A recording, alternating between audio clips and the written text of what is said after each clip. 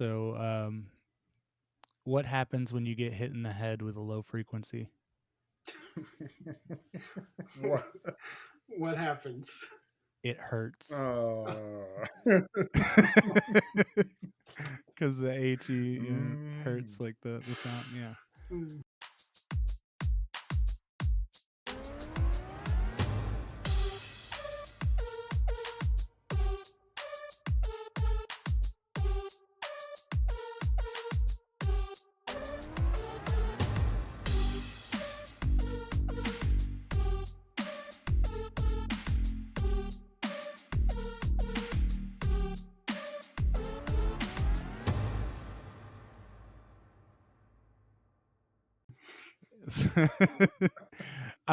I saw that and screenshotted it. And I tried it on my wife, and it got that reaction there. Which is why you know you have to use it. Yeah, that's how my wife is is my test audience. Mm-hmm. And I might get a divorce from it. Yeah. So welcome to As Dad as It Gets, the podcast where my wife gets tortured because of it. Not in like a Saw kind of way, but more of a psychological horror. Mm-hmm. Yeah. I don't have the stomach for Saw. No. Mm-mm. But I am your host, Larry, and with me today is John and not David, because David has nap time wars going on. Mm-hmm. But today we have a guest, Barclay. Yeah, Barclay? yeah. Okay. Barkley. So the southern part of me just wants to shorten everything, and then the other part of me is like enunciate every word. Because when I say like the town I'm from, Cookville, I typically will just say Cookville. Cuckoo? Cookville. Like, just Oh. run it all together. Cookville. Yeah. So in order for us to help as much dads as possible, we've decided that for the month of June, we are going to try to stick to Pride. And I know without getting too political, it's definitely a hot topic in the United States. I don't know about the other parts of the world. Pretty sure it's a hot topic there too. But being a parent is hard enough as is, and I feel like it just makes it that much harder when you've got the rest of the world trying to attack you. Mm. So why don't you go ahead and tell us your story to becoming a dad? Yeah. My husband and I decided our son's now 3, so we started this process 5 or 6 years ago. We've moved from California to Minnesota. A lot of people think we're crazy for leaving California, but it was honestly the best choice of our lives. We got a great house. We have family near us, and we're like, this seems like the perfect time to start a family. Let's figure this out. We want to do adoption. We want to do surrogacy, and surrogacy ended up being the right choice for us. And it was about a 2-year process, but we ended up with a now really wonderful little boy. That's fantastic. Yeah. I have a friend that I work with who he and his husband did surrogacy, but it was a little less official, which caused a lot of problems. Um, I won't tell his story because it's not mine to tell. But yeah, surrogacy is definitely tricky that way. So with surrogacy, and you can tell me no on this, but um, is your surrogate involved in your son's life? She lives in Kansas City, so she's about 6.5 hour drive from us. We don't get to see Okay. her that often. But it's pretty funny because she's actually pregnant with our second son right now. Mm-hmm. He's due actually a month from tomorrow. And so we have these weekly check-ins with her. We call her, and on one of the phone calls, I think it's one of the first ones with her, our son just goes like, Jennifer, and just like takes off running towards the phone, and he's just like, I know this voice, I know this person. He's just like, who is this? I know who she is, but I don't know why I know who she is. um, so she's definitely been part of our lives as he gets older, and as our other Yeah. son gets older, we want to like go visit and keep her as like that special person. But she's about a state away, 2 states away, so it's a little hard to kind of Yeah. get together all the time. Yeah. I when me and my wife were going through our fertility treatments and everything like that, we had a lot of people offer to be surrogates. And it was weird for us because it was family members that were offering to be surrogates. I was like, nah, I'm not going to do that. But I mean, that has to take a lot of trust to have someone carry your child. So I am curious, what are some of the dumber questions you've gotten when people are like, "Oh, surrogacy"? Yeah, I think it was like the one we always get is who's the dad, and we're never. One of the things we decided was that our sons are going to decide, like what when you want to know about your biological heritage, I guess we'll come to that decision when it's your choice. But we're not going Yeah. to tell other people. Um, I don't know. I don't think we have dumb questions yet. I don't know. They've been pretty curious, I guess. Nothing too offensive. I get all kinds of dumb questions. My wife the other day went somewhere and they knew that we had adopted our daughter, and they were like, "Well, does she know about her real mom?" It's like, first off, my wife is her real mom. You mean her biological mother?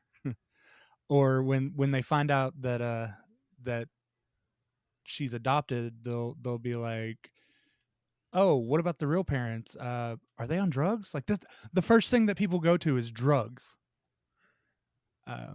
Yeah, it's like I don't ask you if your parents are on drugs. Yeah. There's a lot of ignorance when it comes to like children that are not biologically ours. Yeah. Which in your and her husband's case, it's that is biological. But for this, like, have you had any trouble explaining it to your child? Because so if they're in daycare and stuff like that, and they notice that, oh, I have two dads, this person has a mom and a dad, like there's differences there. Has your son started noticing that your family dynamic is different from say a classmate's? Oh, for sure. I mean, it's definitely one of those things we see all the time in this couple of gay dad groups I'm in. Is like, my son's asking where's mom. He's coming home from daycare saying mama, like asking about mama. Our son's never asked about his mama. We've always had books that talk about families, and families can come in different sizes and different shapes and different colors and all sorts of different things. And so he has an understanding that families don't have to be a mom and a dad. It could be a dad and a dad, mom and a mom, single dad, grandparents, whatever. It is interesting that when he plays games, he does say like mom and dad. It's never dad and papa. It's always mom and dad when he's doing make believe or doing a game. But he's never really asked about where his mom is or why he doesn't have a mom. Yeah. You said dad and papa. This is just my curiosity. Yeah. So does he refer to one of you as dad and one as papa, or? Yeah, that was the big discussion before we had him, was like, what are we going to call each other? Because like we can't just both be dad. Like that'd be really confusing really fast. When he yells out across the house and you say yes. I need dad. It's like, well, who do you need? So my husband was like, I really want to be called dad. And I was like, all right, well, what do I want to go by? And I had to kind of really think for a while. And I don't know, Papa just kind of felt weird at first. I wasn't sure how I'd like it, but I've grown to love it. And I kind of like it more than dad now. It feels kind of special. Yeah, it's your thing. Yeah. So I grew up in a house where I'm junior, so my dad is also named Larry. So the two, like both of you having the same name, Dad, you would hate it, because at my house growing up is like Larry, and then two of us, yeah. Oh yeah, my husband's the fourth, so his dad's junior. There's actually a second as well, just to make it even more confusing. So there's a junior, a second, a third, and a fourth. So my husband goes by Chetty in his family, and he's like, I hate having that nickname. I'm never going to pass down my name to any Yeah. children. Like it's over with me. Anyone that does that, they're a masochist, because I got stuck with the nickname Little Larry or Junior. Yeah. Oh, little Larry. Yeah, it's like I'm 6'1" and 250 pounds. There's nothing about me that's little. And I am locking that nickname away in my mind forever. I'll stab you. So, um, let's see. So, as far as the state of the world today, and you guys being parents, like how has that affected how you parent? Because for me, like, we wanted to go to Pride this year so bad, but our town had literal Nazis at a drag show, and the cops did nothing about it. So we skipped it. I mean, we wanted to go, but we were worried about our child because of the Nazis. How has that changed your parenting, or how does it make you worry for the future? I'm definitely a little more cautious about where we go to, what we do. My husband really loves going to Sanibel, Florida. I joke it's like the Midwest of Florida. Everyone from Minnesota, Wisconsin goes there. Unfortunately, we couldn't go this year, so we're going to go somewhere else. And I kept going in the back of my mind, is Florida a safe place for us to go? Like, is this an okay state? Like, do I even want my money going to supporting, Yeah. Florida, and just sort of feeling like, I don't know if I want to go certain places. I don't know if my family's going to be safe certain places. I think we're lucky that we live sort of in a little bubble in the Twin Cities here in Minnesota, that it's very kind. My son has a wonderful daycare that's very accepting. We have a wonderful community. Our neighborhood absolutely loves him. They love us. So we haven't had any direct problems so far, knock on wood, but there's definitely that sort of unease traveling out of our little bubble, that unease going to certain events, that sort of just unease of what's going to happen in 2024. Yeah. Yeah, it's definitely in some places getting better, but in other places it is, yeah, in the state of how everything is going right now. And it's got to be confusing for you. It's confusing for me just to every day waking up and being like, oh, this has changed now. Yeah. For which Florida is a whole nother ballpark there. They've actually been trying to make it to where they can call like CPS on you for like allowing a child to identify as trans and stuff like that. Yeah, that whole place down in some of the other states now, they're following suit, and it's just yeah, it's scary. Well, they're saying like if you go to visit, even it counts. So like, I have a friend, my best friend since kindergarten. She identifies as a woman, but she's had top surgery, so she's had a mastectomy to make herself feel more comfortable in her body, and like she probably couldn't go to Florida with her kids because they would say, you're exposing your children to, trans identity or some nonsense, and take her kids away even though she's there on vacation, which is just a frightening thought. Yeah, it seems unconstitutional, really. Yeah. It does. Yeah. It's like if my state had a problem with it, we'd deal with it. And I mean, Tennessee is right on the border of acting like Florida, which we had the whole drag bill that was going down, and they ended up saying it was unconstitutional, but they're still trying to push it. But for you, are you close with your family? Because a lot of my friends who have come out with us, especially with us being in the South, their family has pretty much disowned them. Yeah, my parents they were shockingly okay with it. My mom's from Texas, so I was sort of expecting a little bit more from her. My dad's a from Massachusetts, sort of the blue collar kind of guy from Massachusetts. And my dad was actually the one I was more nervous to come out to. And he was just like, yeah, I've known for years. Like, are you kidding me? Like, you're my son. Of course I knew. Why are you telling me this? Like, duh.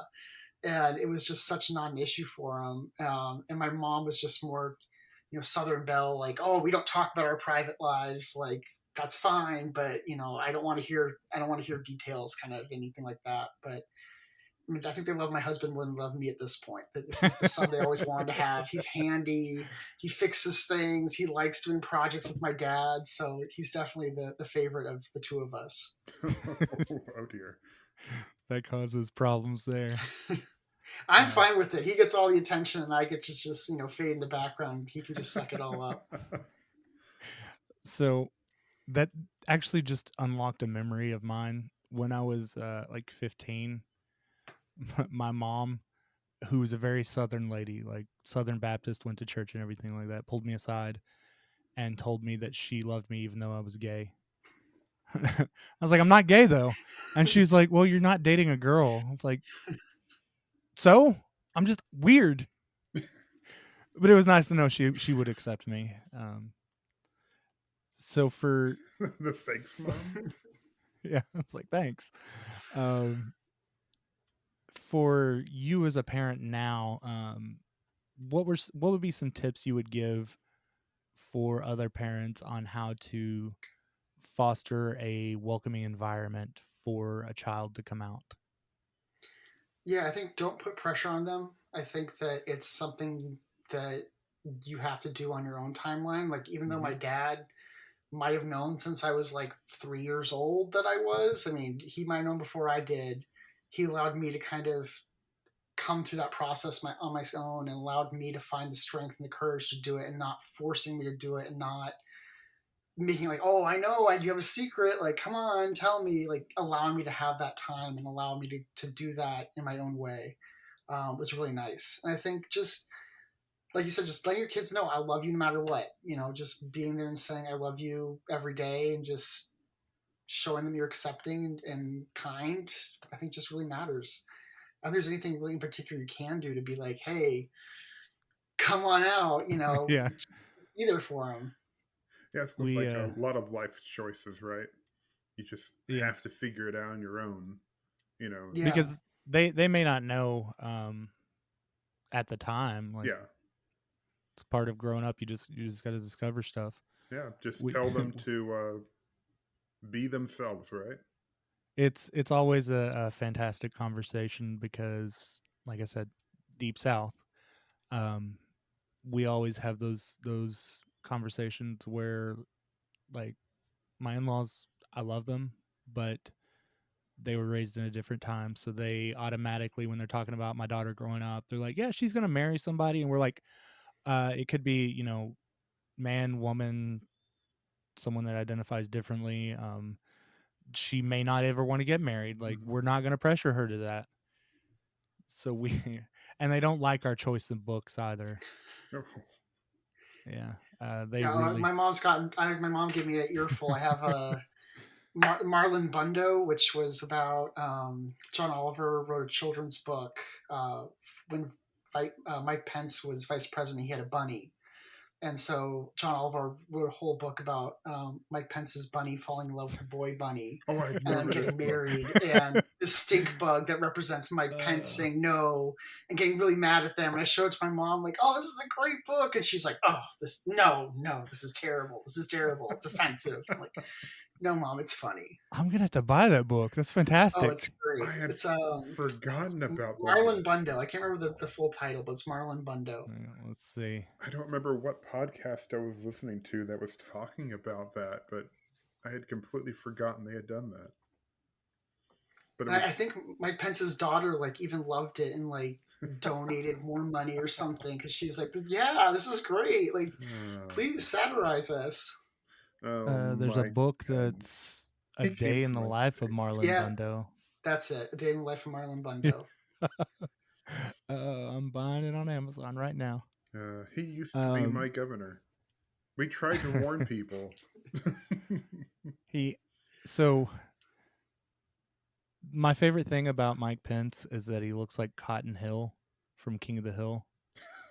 So anytime he talks, that's all I see is just like Hank's wife. Cotton, Yeah, if he hadn't lost his shins or whatever. his shins, like a full shinned Cotton would have become vice president.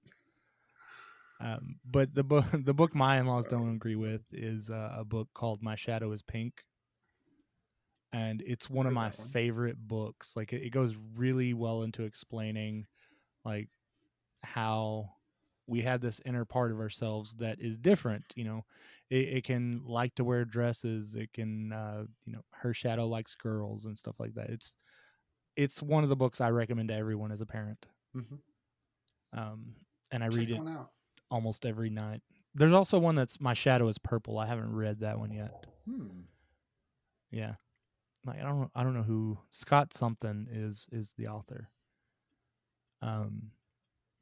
So what about how do you address the misconceptions and stereotypes of like being a part of the LGBTQ community? Because you said your husband was very handy at stuff, and like if you look at media, the way they portray gay people is um it's offensive. Yeah.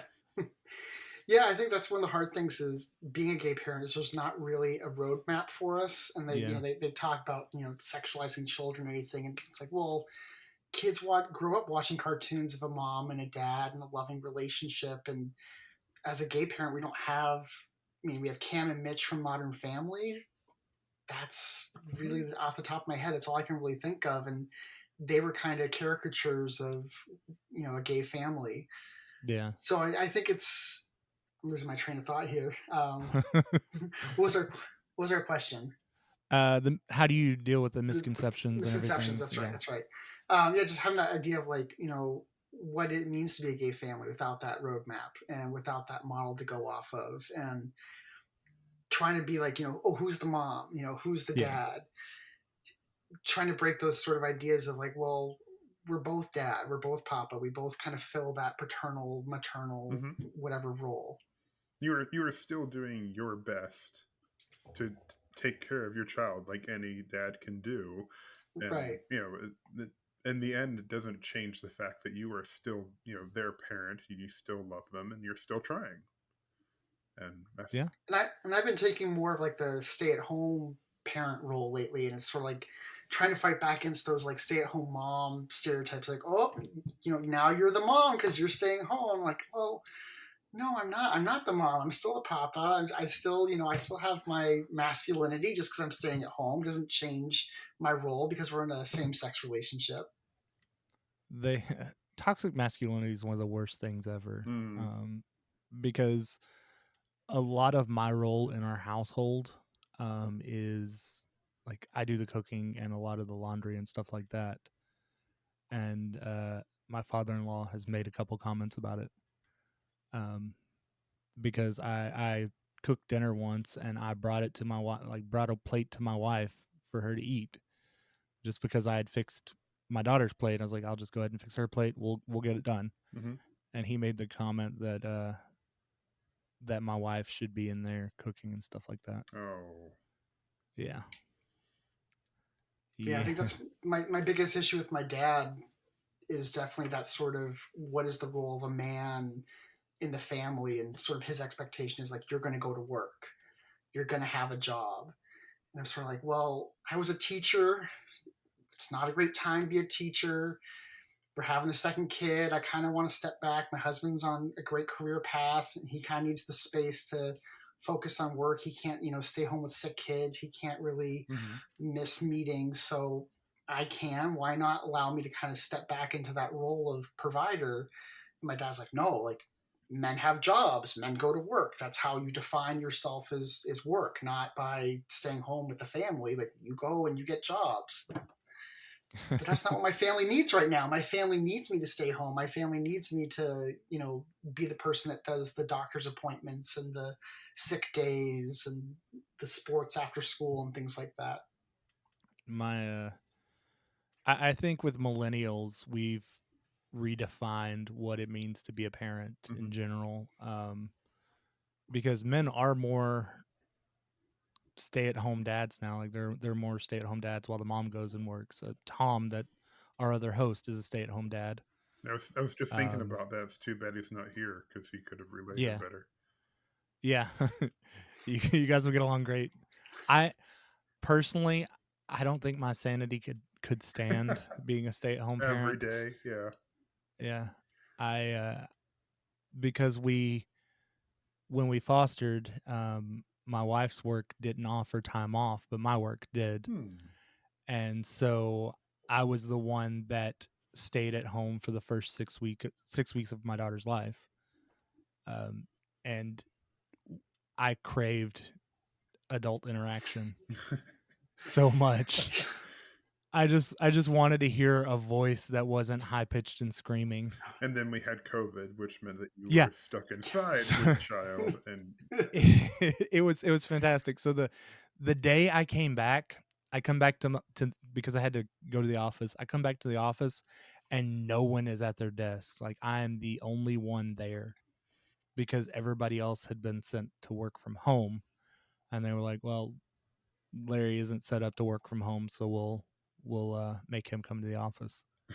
So it was just me by myself, no adult interaction. so you're just in Yeah. hell in a different spot. Yeah. It was a new hell. Actually, it was worse hell because I hated my boss. Oh dear. Yeah. So you mentioned that you were a teacher. Like how has being a teacher or your views of being teacher changed when you become a parent, or did you quit teaching right as you became a parent?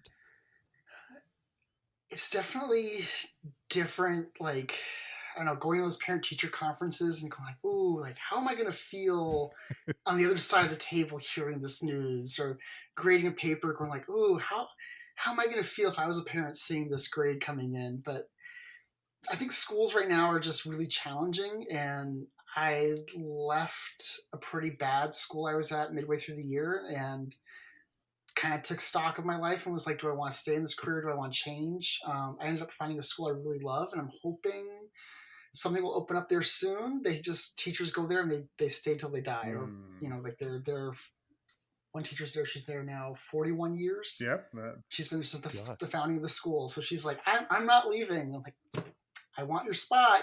Get out of the way.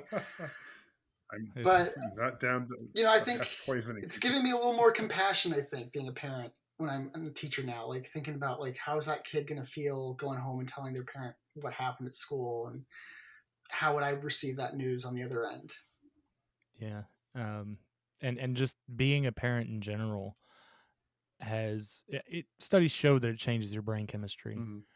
Um, I used to not cry, and now I cry over the dumbest stuff. Like there's a book that my daughter has that has something to do with a disabled child going to a zoo where all the animals have disabilities. Hmm. And it's like there's a monkey in crutches, and every time I get to it, I cry just because the monkey has crutches Oh. and I can't explain it. I got that But with what is it, to the I'll love you till the moon and back. Oh Yeah, no, yeah, that yeah, one that one hits me hard. I can't do it. I Love You Forever is one of the books that I can't do. Yeah, That one's emotional. Um, I wanted to piggyback to you being a teacher because I have high prompts for teachers. I grew up where my mother was a teacher and my sister is a teacher and my wife teaches. So I have the fullest respect for anyone who goes into that career. Um, and whenever my son starts, and he's just finished first grade, and when I met his teacher the first time, I said to her, "It's like I have full respect for you because of where I grew up. So if anything happens, I'm not going to be that parent that just comes in and instantly barges on you. I'm going to listen to you because I know you're trying." But yeah, so just growing up with that, witnessing them working and working with the kids and the love of working with kids, and also just having a mom, and you're if you ever go back to teaching, your kids will experience this as well. you being kind of on their timeline while they're in school. So during summers, Dad will be there. During, if we ever have snow days again, Dad will be there. Now, I have a great story when I was in middle school. My mother bursting into my room at like whatever 6:30 in the morning and going, "John, John, it's a snow day. It's a snow day. Go back to bed." And me just You woke me up to tell me Yeah. yeah, that. and me sitting up going, "What? Huh?" So Yeah. I high prompts for anyone who goes into the teaching career, because you guys put your blood and sweat and your heart into it, and you don't always get the thanks that you deserve. So Yeah, I appreciate yeah. that. Thank you. It's I've my best friend's a teacher, and the stories he tells me, it's like I would never do that. No offense to anybody You that, have to have the right but heart for it. Yeah. holy crap, Mhm. they're I do, I do want to tell a story that he told me, because I was like, how's your day at work? And he was like, well, I had to have a conversation with a student. So schools have changed since, which Barkley, I don't know how old you are, but back in my day, we didn't have like wireless headphones or anything like that, and there was a couple of students sharing wireless headphones while they worked. The student who had the phone that the headphones were connected to gets up and goes to the bathroom, still connected to the other student's headphone. They can hear what he's watching in the bathroom, Oh no. and yeah.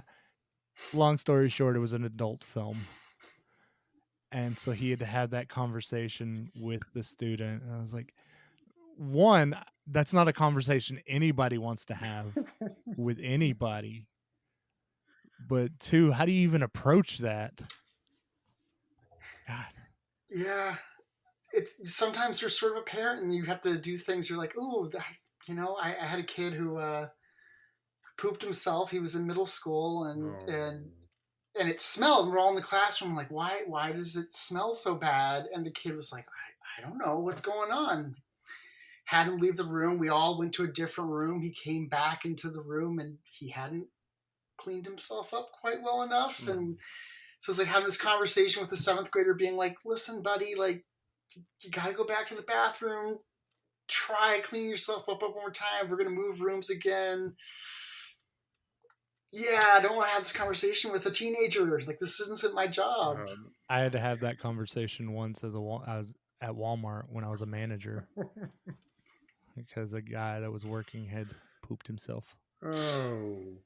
I Yeah. feel like Walmart is a completely different level of just. Oh, the stories I could tell. Yeah. Yeah.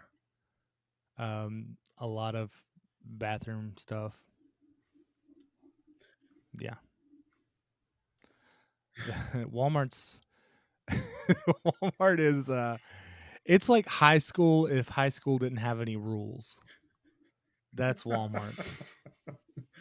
I mean, we rarely go into Walmart ourselves, but just some of the things we witnessed just being in there briefly is a trip. Oh yeah. Um I kind of miss it, but I don't. No, anyone who's worked retail in any fashion does not miss it once they're finally out. Yeah. But it's still, no offense, better than being a teacher, because not as far as far as the stress goes. Oh, I yeah. mean, the stress level of teachers is way worse than the stress level of working at Walmart, because you don't have any consequences working at Walmart. Yeah, no lesson So, plans, right? yeah, that too. Um, That's the thing I could never do. Working with kids, I've done mentorship before and everything. I've worked with high school kids, but I'm not up there teaching, and I'm not expected to teach them anything. I just come in and you know have fun with them and talk to them and stuff. So that's a completely that sounds like cheating. it's a different beast than trying to teach them. I may teach them Yeah. something like a life lesson, but that's different than having a strict plan in place and everything. So this is completely off topic, but I just glanced. John, is that the Green Ranger behind you in that picture? Oh, that Yeah. is Boba Fett. Oh, okay, I can see it Yeah, now. I got to meet Okay, I'd never noticed it got to before. meet the original actor years ago when I was in high school. Well, Yeah. so for being a parent, like, what are some of the resources you use as far as the LGBTQ community? There are more letters on there now, aren't Oh, there? it's so many now. Then it changes person to person Okay. what they want to include, what they don't want to I think they include. just added a plus at Uh, the end now, and that just encompasses. yep. So can I Just just whatever shorten else it is to going to like come later, we'll just add it Yeah. on. LGBT plus? Like, Q is just where I mess up I think typically. Q is still in there, and then it's plus after. Yeah, but can we just shorten it to like L plus? You could save so much time. Oh, Barkley in 5 years, it's just gonna be plus. Yeah, it's just gonna be plus. Fine with that. We need to market that. There you go. I already forgot my We question. derailed you. Sorry. Resources. Yes, resources. So as far as resources, do you have like, I mean, you'd mentioned dad groups, like gay dad groups online, um, and to speak on that as well. That I'll follow up with another question, but resources. Yeah, really, it's Facebook has been a big lifeline because I think I know one other gay couple with a child that's around our age, and that's it. There's not many gay couples that I know in our area that have children. So it's really been just finding these little communities on Facebook, gay fathers, men having babies has been really great for surrogacy resources and connecting with their surrogacy dads. But it's really just been Facebook and the internet, really finding those people on there. I know Reddit is a good source for everything. I bet that's probably nice though to realize one, you're not alone, and two, in those communities, there's less chance of I don't know what the word would be, harassment, judgment. Yeah, I would say that it's almost like what I've heard about from moms groups. Like they're almost as catty and awful sometimes. Like my gay fathers group can get pretty like they'll pile on and make judgments, and I'm like, ooh, this is like I don't know if I want to ask a question to this group. Y'all are gonna get a little mean. But they're just judging you on like a bad choice you made, right? Like whatever. They're not judging. They're judging. It's just like just dad groups in Yeah. general or mom groups, parents are the big, like the most judgiest people There we go. alive. That's the words I was going for. Just parents in general. And if you want to test this, go into a parenting group with a fake profile because people will hunt you down, and say something that you know is a hot topic. Like, I feed my daughter frozen chicken nuggets and I don't heat them up first, and then watch the hate pour in. I do heat the chicken nuggets up first. and you'll even get that judgment from people who aren't parents. Everybody thinks they can parent better than you. Oh yeah, my son has a peanut allergy, and I had a friend over there today. He's like, "Well, you just don't tell him he has a peanut allergy, because if you tell him, he'll lose the will, and what he needs to have is a strong will to fight against the peanut allergy." In case I'm like, no, he needs to know so he can ask, "Does this have a peanut in it?" So I don't eat it. I don't want my child going to anaphylaxis or getting sick because he ate a peanut. Like, it's not anything about mind power or willpower or anything like that. He's allergic to peanuts. If he doesn't know, then the peanut allergy gets afraid and it just moves out. It's not mind over matter. If it was mind over matter, I would not be miserable every spring. Yeah. The previous recordings of John during the start of the pollinating that was happening has been terrible. I'm sorry. Because you can hear him breathe. He's struggling so bad. It's still not great, but it's better. It's better, and it might also be the The microphone. microphone is definitely helping, but I don't know. yeah, if I got too close, you can. Yeah, it's still going. Yeah. Yeah, I was because it caught me off guard the first time I was editing. I was like, "Is that Darth Vader?" No, I that's John. listened to it. I was like, "Oh God, no! I can hear it," and I instantly messaged you like, "I'm sorry. I'm so Yeah. Um, so for the gay dad groups, do you guys ever have people that sneak in those groups to just to harass? It hasn't happened yet. I think in the surrogacy groups, there's definitely a lot of people that sneak in that promote certain countries that maybe it wouldn't be the best choice to go to, or they sort of go like, "Hey, have has anyone heard about this surrogacy agency in the Philippines? I've heard really great things about it. Like, does anyone know anything?" And it's sort of like, You work for who them. are you? Like, why are you promoting this? So there's definitely some shady people like promoting shady businesses, but there's never been any people like harassing or well, bothering that's good. us. Yeah. So for the surrogacy, how do you even go about starting that? Really, do you just like there are sketchy ways of doing it, obviously, Craigslist, but more officially, how do you even go about starting that?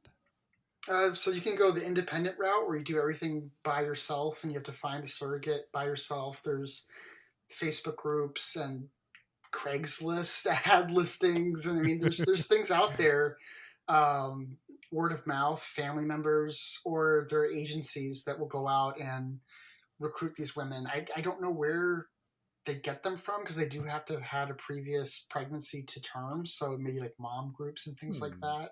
Hmm. Um, but yeah, the agencies have just connections across the country. Yeah. With with adoption, it's like adoption's expensive Mm. Oh, anyways, but for surrogacy, like was it just the cost of it pretty much the same as, and you don't have to go into specifics on like here's the bill, but was it too expensive or cheaper than adoption?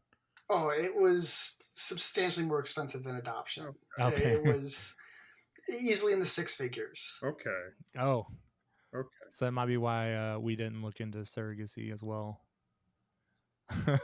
Yeah, it's definitely that's one of the things that is very prohibitive of it is like the cost. We had some Yeah. friends that actually started at the same time as us. Our IVF doctor, when we were on the phone with him, he's like, "Hey, I just talked to this other gay couple in the Twin Cities like 20 minutes ago. Do you mind if I connect you two?" And so we became friends at the start of our journey, and our journey was successful. And I think they went through 3 or 4 rounds trying, and they just Oh, ran out of money and just couldn't keep going. And they just were like, "Well, it's the end of the road for us. Like we ran out of bank account to keep this going." that's unfortunate. Yeah. Yeah. Now, It's definitely I hard. was curious. The mindset of having you go from surrogacy instead of adoption. That's because with surrogacy, and this is me being ignorant. Um, it's because it's part of you going with it, right? It was a little bit of that, and it was also just a little bit more control over everything and just knowing when this process is done, it'll be done. We had friends that were going through the adoption process at the time, and the stress of like, they had 30 days at the end, or just three Mm-hmm. months or something, where the mom could Yep. change her Yeah. mind, and they didn't know, and then they started another one, and the dad had signed the papers, but on like the last day changed his mind and came back to the court, and now they're fighting in the court about keeping their second son. And my husband and I were just sort of like, that's a lot of stress, and if we can avoid that kind of stress and just have a little bit more control of the process, then I think that's what we'd like to be able to do if we could do it, and we're fortunate enough to be able to do it. Uh, Yeah. go ahead. With the adoption agency we started working with, um, they told us that, and this is the word straight from the adoption lady's mouth. So the first question they ask you, like they go through a list of questions, and then they're like, "Well, do you care about the skin of the baby, like the skin color?" And my wife and I are like, no, we want a baby. We don't care what ethnicity it is. And she's like, oh, that's good because certain races are cheaper than others, i.e., white babies cost more. Which was a fun conversation that because she was trying not to say it, but they told us that if since we weren't concerned about race, it would be cheaper, and then um, the mother we would basically be paying her medical bills as she goes through this, and then she can back out at any time, and then we're just out that money. And that they might give us a discount depending on how far we went. It was a too many variables that were like, what if. So I can see why Yeah. surrogacy is definitely a better option there. But yeah, adoption's stressful. And I am very happy Um, to hear that your second one is working so well. yeah, that's fantastic. Now, you Um, did find out. Me prying. You did find out if it's which one it is, boy or girl, or It's a boy. We are having all another boy. right, double boys. Gonna have the rough Yeah. house. Oh yeah, our son's so excited. He Mm-hmm. is just every day. When's my brother coming? Is my brother here yet? And he doesn't quite understand too, like who Jennifer is. Like she's our special friend. She has her brother. He's like, oh, okay, I kind of get that. I'm like, but where is he? I'm like, he's in a different state. It's really confusing, buddy. Oh, You'll see him in July. We'll bring him back from the I hospital. Don't have worry. this really adorable image of your son thinking that it's just this nice lady who physically already has his brother and is just keeping him for a little while. It'll be funny. just for a Yeah, little. You gotta quarantine them for a little bit Oh, before you put them in a new the, tank. the minds of a 3-year-old is a wild and beautiful place. Yeah, explaining pregnancy to my daughter because we tell her all the time like you grew up in someone else's belly, um, and now she wants to put her head in my shirt. Yeah, it's weird. I don't know what she's trying to do. But for your second surrogacy, did you reach out to Jennifer just personally, or did you go through the same route of um, which did you guys go through an agency the first time? yeah. We did an agency just because doing it independently, there's so many moving parts, and we're just like, we don't want the stress of dealing with all the you have to have an escrow account and then you have to pay the surrogate through the escrow account and lawyer fees have to get paid through that and just too many different things. So we found Jennifer through the agency, and during the first pregnancy, this was her third baby. She Oh had one of her wow. own. She'd done a journey for a French couple, so we were her third baby. And we're like, if you really want to do this again, we'd love to do this again with you. She's like, yeah, I love being pregnant, of course. Um, we waited about 3 months after our son was born. We're like, okay, this isn't too bad. We could do this again. Called her up. We were like, hey, Jennifer, love to do this again with you if you're down. She's like, yeah, no problem. Let me just talk with my husband. Texted us after she got off the phone. Yeah, I'm already pregnant again. Okay. Oh, yeah, so she had two babies in 11 months. Wow. Wow. And in that interim, we had moved on to a different surrogate who ended up not working out. And just when we were sort of going, like, do we want to keep going? What's going to happen? Jennifer's like, yep, I'm ready to go again. I've taken my rest time. Let's do Wow. this. Jennifer's a Really? trooper. Yeah, this is her fifth baby in 7 years, I think. Wow. And I've got a friend that like she loved pregnancy, but she doesn't want another kid. So that kind of works out. I told her she should be a surrogate. Um, but I think my biggest like it's kind of like my biggest worry with fostering. Like that you get that attachment and then the heartbreak, which it's all worth it, but some people handle the heartbreak better than others. Um, but with Jennifer, like she gets daily up or not daily updates, probably not. but she gets regular updates on how your son's doing and everything like that. Yeah, we'll send her little photos, and we send Christmas presents and birthday presents to her kids, and we've called on occasion and just try to keep in touch. Like, she's obviously going to be an important person in our lives, but she's got a very active. How old's Charlie now? 7 or 8 year old, and a Finn's 2, so she's got a very, very busy life right I have now. a 7 and Yeah. 2-year-old, so I can completely relate with that. Yeah, our first journey, we talked every weekend. We were very good about every Saturday or Sunday. We'd call her. We talked about 30 minutes to an hour. This journey between us having a 3-year-old, and now she has the 7-year-old and the 2-year-old, we talk like once a month on the phone, but we text almost daily. But it's just like neither one of us has time to get on the phone for more than But like I 10 think part of that minutes. probably is that you've already done this, so you understand it a little bit. The jitters are gone.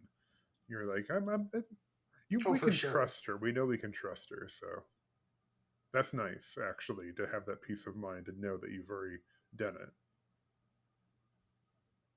Yeah, and it feels sort of like we completed the journey. Like, I think this is going to be it for our family. We have one more embryo left, but we're sort of like the expense of doing it. We had 3 losses in the process of getting our second son, so it's just sort of like the heartbreak of that. And everyone that we know that has more than 2 kids has been like, I wish I Yeah, stopped at 2. Like 2 is that really like it nice number. really So like, is. That's why David's out of. He keeps telling everybody, he's like, "You guys need more kids," and yeah, I see him like constantly struggling. I mean, he's a good dad, but it takes a Mhm. lot out of him. That's why he's not on a lot of episodes, is because he is just so worn out from 3 kids. Um, so honestly think I'm done with one. We've talked about fostering later, but when we're ready, Yeah, fostering is a whole different journey. we had our son, and when he hit 4, we were like, I think we might be done. And then 5 came along, and all of a sudden, surprise, our daughter came, which is fine. She's a surprise, not a mistake. We make that very clear. But yeah, two is good. But the nice Yeah, thing about 2, and I tell this to all dads who are going to have the second one, is you've already done it. It's like a muscle memory or whatever. You're no longer the fresh out of boot camp soldier. You're the diaper changing veteran. You've seen the horrors of babyhood, and you're primed to do it again. you do need a refresher, because I tried to swaddle one of my daughter's baby dolls, and my swaddling is very out of Mm, practice. So you do need yeah, refreshers but on that. it comes. But so as far as advice, what's some advice that you would give um, other LGBTQ plus parents that are considering, um, well, becoming parents? do it. It's the greatest thing I ever did. I love being a dad. I love my son more than anything. I can't wait to meet my next son. Um, it'll feel isolating at times too, because like I said, we don't really know a lot of other gay dads or even really lesbian dad or lesbian moms in our area. So trying to find other families that have that same lived experience as us has been really difficult. But I think one of the great things about being in the LGBTQ plus community is that we are really good at finding chosen family, and having that chosen family when you decide to start your family is so amazing. Our son has so many aunties and uncles, and just it confuses the heck out of daycare because his auntie's kids go to the same daycare in the same class, but they're Korean. Our son's white, and they're like, how are you related? And we're like, they're not. They're part of our That's family, but they're not that's actually blood amazing, family. though. So it's really wonderful that he gets all these great people to be aunties, uncles, community members, Hmm. whatever. Yeah, and you had absolutely no hesitation in saying just do it. Yeah, That's fantastic. I love it. Um, had a question and I lost it. It wasn't that important then. Probably was. It was a good question. I was like, oh, this is good. And then I got to focusing on the fact that it was a good question and my brain forgot it. And we were so, awestruck by just your certainty of saying, just go have a kid. Yeah. I think it's intimidating because, like I said, we don't have those role models. We don't have those people in TV shows and movies showing what good gay parents look like or what normal everyday. I mean, our lives are boring. I mean, I just was playing Zelda while my husband was putting our son to bed. Just an average, everyday, could be anywhere in the world kind of night. Sometimes those are the best. So I do remember the question. Do you ever have those fears, especially when meeting new parents, that they might not be accepting? And how do you navigate that? Like test those waters? I'm very thankful I married an extreme extrovert. My husband has no fear of any social situations and just will barrel into any friendships and just makes people love him no matter what. And so he's a good litmus test in terms of how accepting are people going to be. It hasn't been an issue so far, but definitely we're getting that age of play dates and making new friends and kind of being like, oh, is this going to be a safe parent for me to hang out with? Are they going to be understanding? I don't think it's going to be an issue. Thankfully, my son's going to be starting a new school for preschool, and it's a really welcoming, kind environment. So I don't think any of the parents are going to be a problem.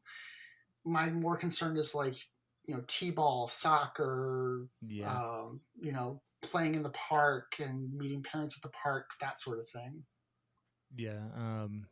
We my wife and I have had trouble testing those waters because we'll go through and start to talk to new parents, and then we'll stalk their Facebooks, and it's like, oh no, they're posting all this like anti-rainbow stuff. Like the thing I hate is that people think that the rainbow being a sign for pride, they want to take it back because it's in their words God's promise.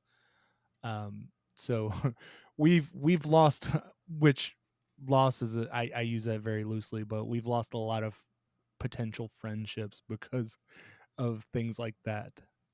So my advice is to scout their Facebook to see if they do that. You get pretty good at finding people on Facebook as well. We out of all the potential people, which we got lucky here, my daughter's best friend at daycare, her parents are really nice people so far. I know that feeling. See. It's like, please don't be weird down the road. Please don't be weird. Yeah. And then turns out I'm the weird one. Depends on the weird. Yeah. It could be fun weird. I'm a different kind of weird. My brain is just I'm 90% sure that I'm undiagnosed ADHD. I know that feeling. And David just doesn't help the conversation with that. He's like, yeah, you have ADHD.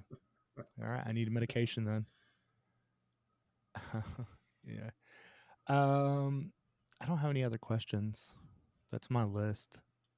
Do you have any other? I think John? We've covered pretty much everything that I could think of. No, we really appreciate you coming on and representing and being open and allowing us just to be ignorant and talk to you. Yeah, it's the only way you learn is asking questions. We it's funny because on our social media, I've blocked so many people because I'll post something about acceptance or being an ally or pride or something like that, and then I just get the hate. And a friend of mine who has a gaming channel posted a picture of Spider-Man in front of a rainbow flag, and within 10 minutes, just all kinds of hate. So for anybody that hasn't figured it out now, we won't tolerate it. And I'll stab somebody. Stop with the stabbing. It's not helpful. I'm in a stabby mood today. My birthday's tomorrow. I can stab anybody. I'm so happy. I'm so happy to stay away from you. Oh, my my wife, we were talking about my birthday because tomorrow we're gonna go to dinner to eat food, and she's bringing cupcakes for us to eat after dinner. I told my wife she's got to get candles, so we'll see how that happens. Just because I want to blow out candles on my birthday, I've never done it. Not really. I share my birthday with a twin, but you still should get so a lot. We grew up poor. Yeah, candles don't The care what the people look at you. You feel like, my birthday, I want candle. The candles were used when the electricity went out. Oh God. So actually, I do have another question. As far as raising your son, how do you and your husband have a plan on how to handle like bullies and stuff like that? We haven't really talked about it. I think we're just raising him. We love that line, like, you're tough, you're brave. Just raising him to be a kind human being. He hasn't had to deal with, he has a kid biting him in daycare, but that's pretty typical. So I just kind of taught him, like, sometimes just walk away. If a situation's making you mad, walk away and get a teacher. Just teaching him resilience. I mean, obviously, if someone's going to hurt him, we'd want him to fight back, but just trying to teach him that his value doesn't come from other people. It comes from himself, and knowing that he's a great little boy, and who cares what the people say. Yeah. And I think that is about as dad as it gets. If you enjoyed this episode, give us a rate and review. Your feedback fuels us and helps us reach more parents and make a positive impact on their lives. Are you looking for a daily dose of dad jokes? Follow us on Instagram @AsDadAsItGetsPod. There you can find the latest dad jokes and keep up with the latest news and updates about our podcast. Also, do you have a parenting question, or do you want to spotlight a dad? Reach out to us by email at asdadasitgets@gmail.com.